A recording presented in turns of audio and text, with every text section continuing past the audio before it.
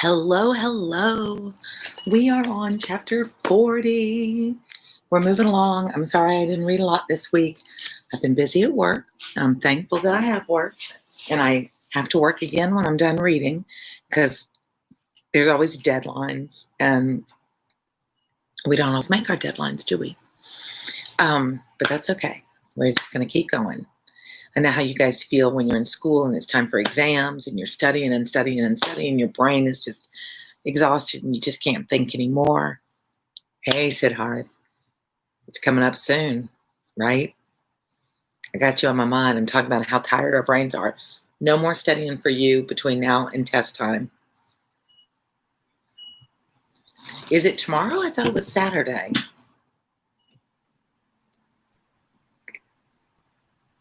Hey, Kristen, good to see you again. Just FYI, remember, I don't monetize, so this is just a genuine comment. Favorite water? Oh, yes, you do, Siddharth. That's right. And you want to hydrate. It's really important to hydrate. And I think I've said this tip before, but I don't know if you remember it. If you're stressed during the test, put your pencil down, drop your arms to your side, and smile. Smiling, they say, the scientists say, it releases the endorphins that make us have a sense of well-being, which helps us be calm, which helps us recall. So, SAT test, put your pencil down, put your hands down, take a breath and smile, then get right back to it. That was 3 seconds, so it's not going to cut you out. It's not cold. Hello, Megan. Thank you for telling me and stopping by and saying. Kristen, it's not cold. It's getting cool as the sun sets. It's not, hey, D. Lamar, you haven't been around a lot lately. It's cool, but not cold. And I did finally break down and use the heater the other night, but not cold. So let me drink. It's Fiji water. Drink it. Let me drink. I think it's just the pretty bottling that I like. I pay a lot to have pretty bottling, but actually I like the viscosity of it. I learned that word from Romy and whatever's Big Adventure. Anybody ever know that movie? Snowing in Georgia. Wow. Hey, Franklin Felipe, everything's going well. I grew up in Michigan where it snowed, so I kind of miss snow.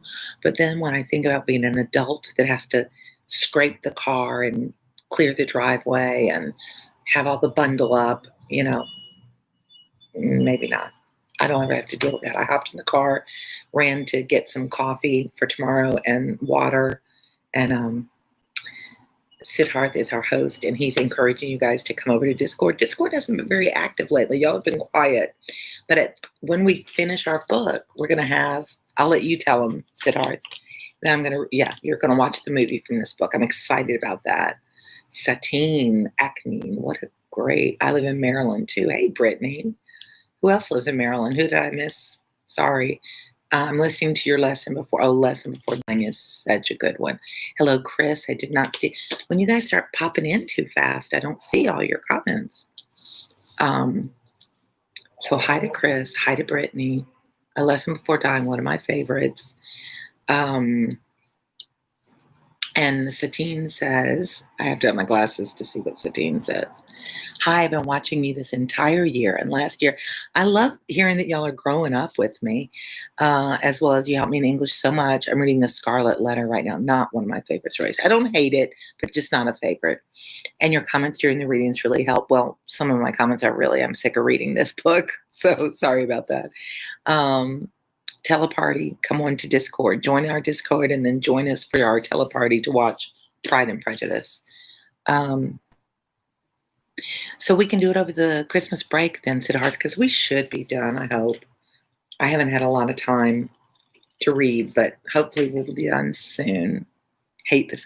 I don't hate it, D. Lamar. I like the message. The language is so archaic, and there's just too much detail sometimes. Like if we could just jump to the end where it's good. And his short story, The Minister's Black Veil, to me really summarizes the whole theme of The Scarlet Letter. Chris, you helped me one night when I didn't read, and then there were none. Good. I'm not supposed to be cheating. I mean, you still have read it because you listened to it. So that's not really cheating. Um, i- it's cheating if you just use, like, I've really gotten, if you've noticed on my comments, I've really shortened what I say because I think you could end up getting enough out of just what I write to know what the story's about. Hey, Kelly, is it snowing and freezing cold up there? Kristen, I only read books that you have videos on because you're Kristen, that is so kind. I laugh because I I get irritated with how I stumble across things and sometimes I read too fast. Hello, Venus. How are you? It's been a while. It's been a minute. So let's read because the sun is going down and I don't have the light turned on. And my eyesight just gets worse by the day. So chapter 40, page 210. And these chapters are never very long. Yeah. Elizabeth's impatience to acquaint Jane with what had happened could no longer be overcome, and at length, resolving to suppress every particular in which her sister was concerned, so she wants to tell her what happened, but she was scared to tell her because it would hurt her feelings about what she learned about Mr. Bingley. So she's got to Karima, school, reading Catcher in the Rye. I know I never taught Catcher in the Rye. It was by far not my favorite. It's just a stream of consciousness book. And I just didn't connect. I wasn't a rebellious wild kid. I was a nerdy kid. And I wasn't that teenager. So it just didn't connect for me. And I think that's a lot of the reason I don't like it. I like plot driven stories. Animal Farm and the Alchemist got the most votes, and they're both short. Yep, that's coming up next.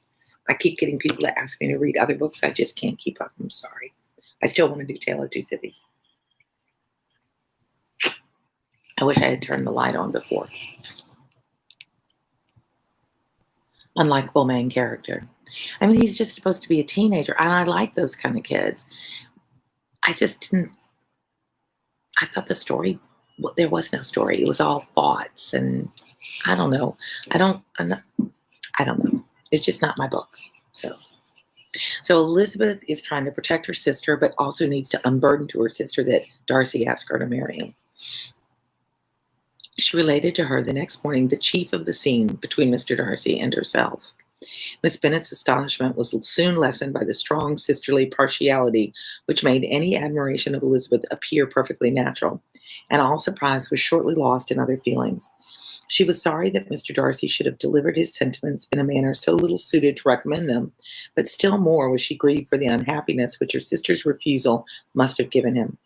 His being so sure of succeeding was wrong, said she, and certainly ought not to have appeared, but consider how much it must increase his disappointment. Indeed, replied Elizabeth, I am heartily sorry for him, but he has other feelings which will probably soon drive away his regard for me. You do not blame me, however, for refusing him? Blame you? Oh, no. But you blame me for having spoken so warmly of Wickham?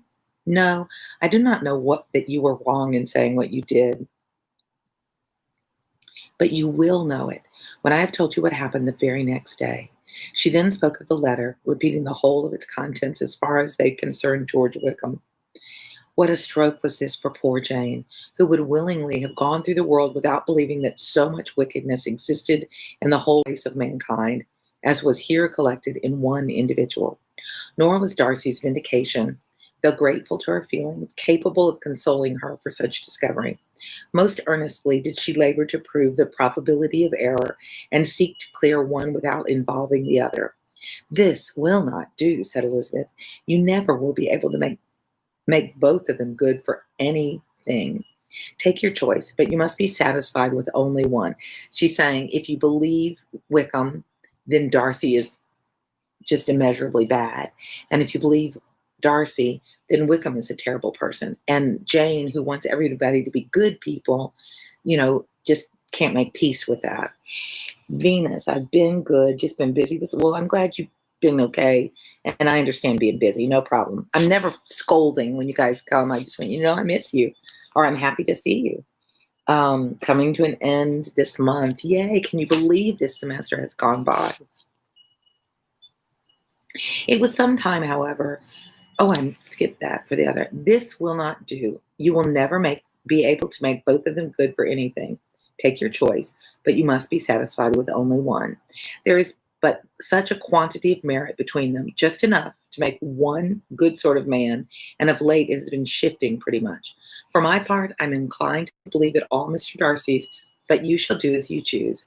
It was some time, however, before a smile could be extorted from Jane. I do not know when I have been more shocked, said she. Wickham, so very bad. It's almost past belief. And poor Mr. Darcy. Dear Lizzie, only consider what he must have suffered. Such a disappointment. And with the knowledge of your ill opinion, too, and having to relate such a thing of his sister. It is really too distressing. I'm sure you must feel it so. Oh no, my regret and compassion are all done away by seeing you so full of both. I know you will do him such ample justice that I'm growing every moment more unconcerned and indifferent. Your profusion makes me saving. And if you lament over him much longer, my heart will be as light as a feather. She's kind of living vicariously through Jane. Poor Wickham. There's such an expression of goodness in his countenance, such an openness and gentleness in his manner.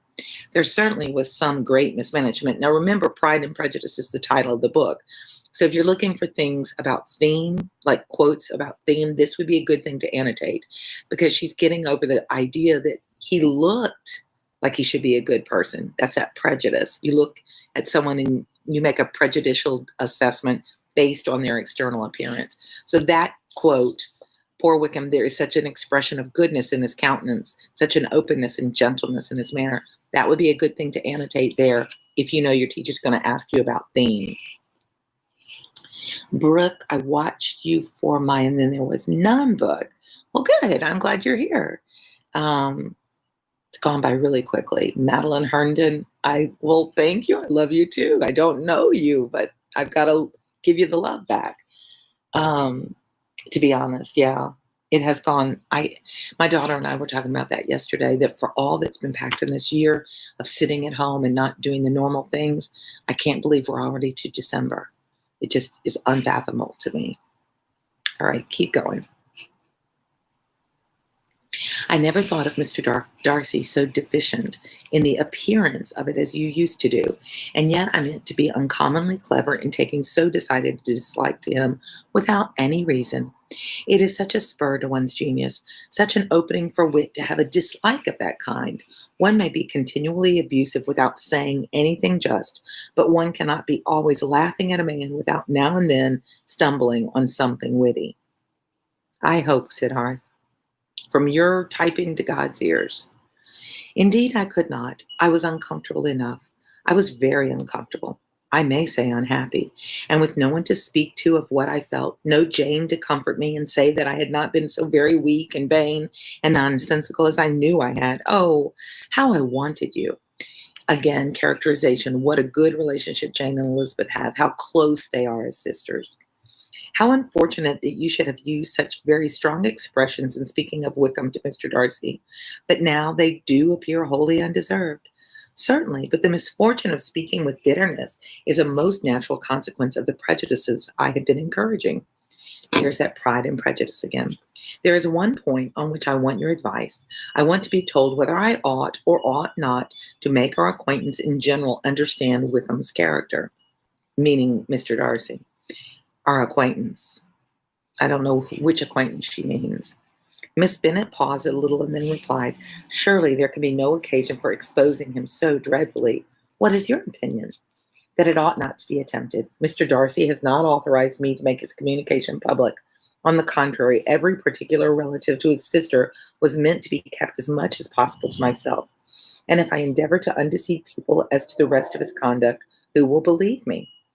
The general prejudice against Mr. Darcy is so violent that it would be the death of half the good people in Meryton to attempt to place him in an amiable light.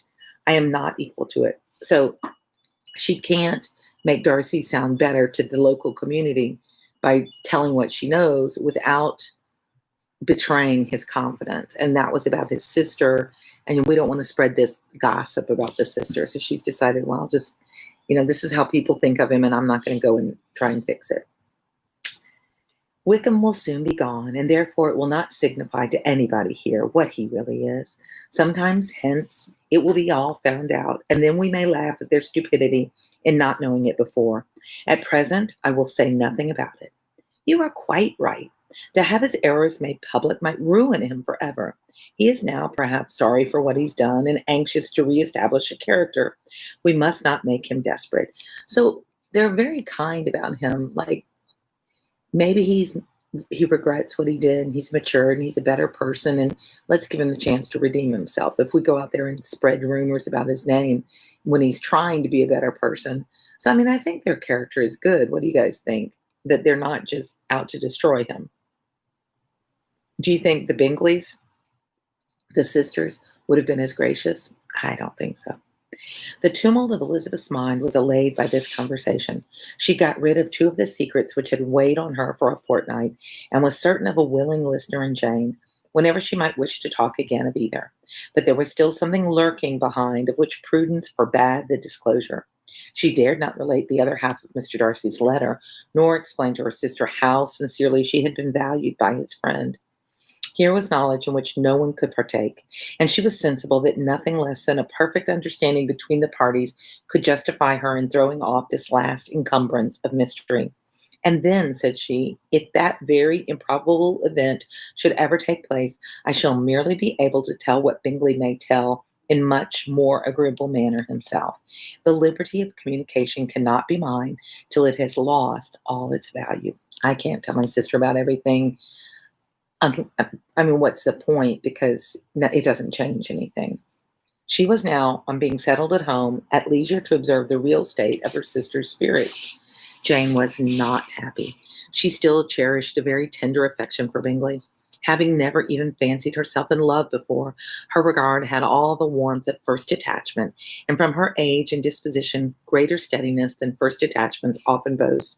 And so fervently did she value his remembrance and prefer him to every other man, that all her good sense and all her attention to the feelings of her friends were requisite to check the indulgence of those regrets, which must have been injurious to her own health and their tranquillity. Karen Wolfman, how many books do you think you've read?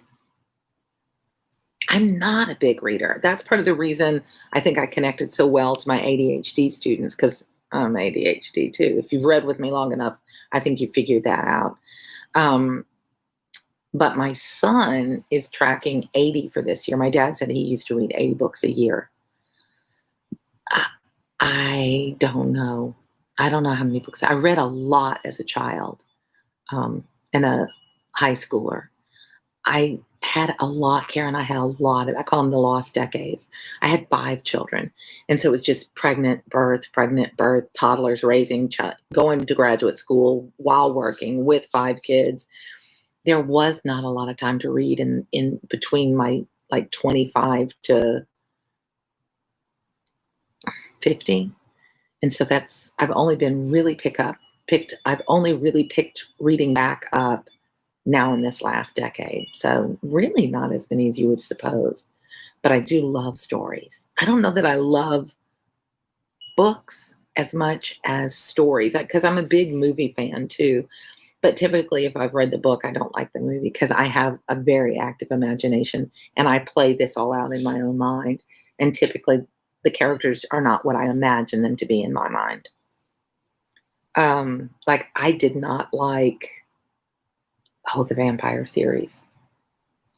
What was that one with Edward and, see, I'm so crazy as I get old. Somebody jump in there and tell me what books I'm trying to say. But I like the books much better than the movies. The people didn't look like I thought they should look. Bella, Edward, Jake. There, I got them. I had to stop thinking about it to remember. Well, Lizzie, said Mrs. Bennet one day, what is your opinion now of the sad business of Jane's? For my part, I'm determined never to speak of it again to anybody. I told my sister Phillips so the other day, but I cannot find out that Jane saw anything of him in London. Well, he's a very undeserving young man, and I do not suppose there's the least chance in the world of her ever getting him now. There is no talk of him coming to Netherfield again in the summer, and I have inquired of everybody too who is likely to know. Oh well, it's just as he chooses. Nobody wants him to come. Though I shall always say that he used my daughter extremely ill, and if I was her, I would not have put up with it. Well, my comfort is I'm sure Jane will die of a broken heart, and then he'll be sorry for what he's done. Mrs. Bennet, you just hoped your daughter would die to get your vengeance back on the man who wronged your honor. Something not right in that brain, right? But as Elizabeth could not receive comfort from any such expectation, she made no answer. Well, Lizzie, continued her mother soon afterwards, and so the Collinses live very comfortable, do they? Well, well, I only hope it will last. And what sort of table do they keep? Like, how's the dining and the entertaining? Charlotte is an excellent manager, I dare say. If she's half as sharp as her mother, she's saving enough. There's nothing extravagant in their housekeeping, I dare say. No, nothing at all. A great deal of management. Depend upon it. Yes, yes, they will take care not to outrun their income, like not live in debt. They will never be distressed for money. Well, much good may it do them. And so I suppose they often talk of having Longbourn when your father is dead. They look upon it quite as their own, I dare say, whenever that happens. It was a subject which they could not mention before me. No, it would have been strange if they had, but I make no doubt they often talk of it between themselves. She's sure because she would have done. She would have been bitter. Well, if they can be easy with an estate that is not lawfully their own, so much the better. I should be ashamed of having one that was only entailed on me. Mrs. Bennet. Eli, good to see you again.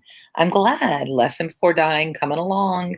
I'm glad. That group of boys in that class was very special to me. I miss teaching my boys.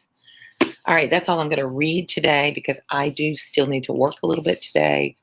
The light is going down, and not the light, but the light's getting dim, and I'm getting a little chilly. It's getting nippy out here. Hello, Ryan Watts. I had a Ryan when I taught on the West Bank in New Orleans, and he was a phenomenal young man. Turned out to be a great father. Karen, that's a really thoughtful thing to say, and I'm going to challenge you. Thanks, Kelly. You're always so polite.